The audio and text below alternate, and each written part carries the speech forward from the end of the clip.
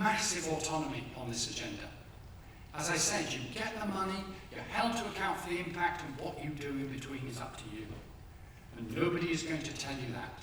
So my message to you is stop looking up to be told what to do, like we have been as a profession these last 25 years since the national strategies, etc., have been raining down upon us. Stop looking up and start looking out.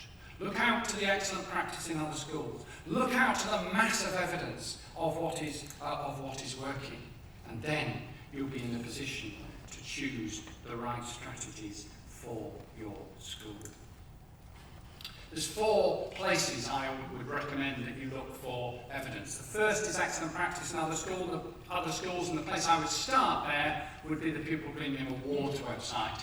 We've had these awards now for 3 years, and there are quite a few case studies there from national and regional winners of those awards that you can see what they're doing and then bring up.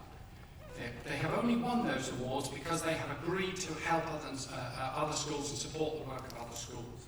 So they expect to get phone calls from places ringing them up and saying, can I just talk to you about what you do and how you put it into place? Because in the end, it's not actually the strategies you choose, it's the success with which you put them, with which you implement them that really matters here. The second one, obviously, is using the Education Endowment Foundation Toolkit. The third one we heard about at a seminar at 8 o'clock this morning from NFER, who have very recently produced a very useful report there. We'll have a look at their conclusions in a minute, and also from a couple of Ofsted reports, which have been very useful. First of all then, professional networks. Look outwards, don't look upwards. Find out what's going on in other schools. Make sure that your key Pupil Premium staff are as outward looking as you are, and use networks like SSAT to exchange information on that. Use the toolkit because it's such a powerful, it's based on 10,000 pieces of research now. So it's a really powerful piece of evidence. It doesn't tell you how to implement in your school, but what it certainly does tell you is what probably is going to be some of the most effective strategies that you can put in place. And there's the 7, what the NFER calls the 7 building blocks of success. Ethos of attainment for all pupils. I'm not going to run through these. I've got 2 or 3 of these lists, and I'm not going to run through all of the points, but I want you to have a look at them when you're at home afterwards, and take them into school and discuss them in school. But you get the flavour from the NFER, and you'll see the similarity between that list there, between a list of 12 things which I put on the board. I spent 2 years as Pupil Premium Champion going around the country saying, I'm not going to tell you what to do. And then when I retired as Pupil Premium Champion on 31st of August, I wrote a blog saying, actually, these 12 things work really well. So there you go. And again, you'll see the similarities between that. But look what's up at the top. Deliberately at the top of that list.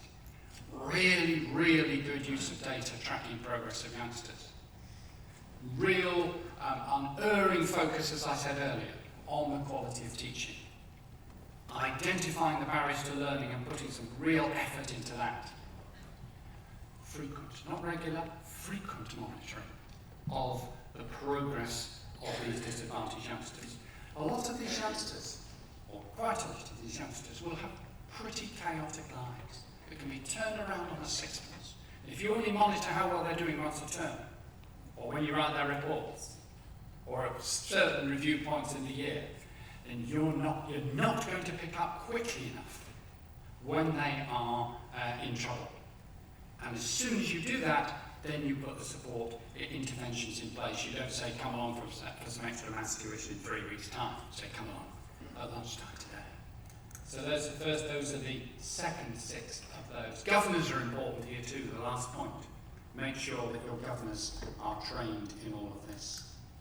And then there's a list, a very useful list. I've given you the link before to the Ofsted report, this particular 2013 Ofsted report. It's a really useful list there on page 3 of that report. Make sure you download it. It's got a list of successful and less successful approaches. And actually, again, use that, use my list, use the NFER list to just evaluate the strategies and to make sure that the ethos of your school is really in the right direction.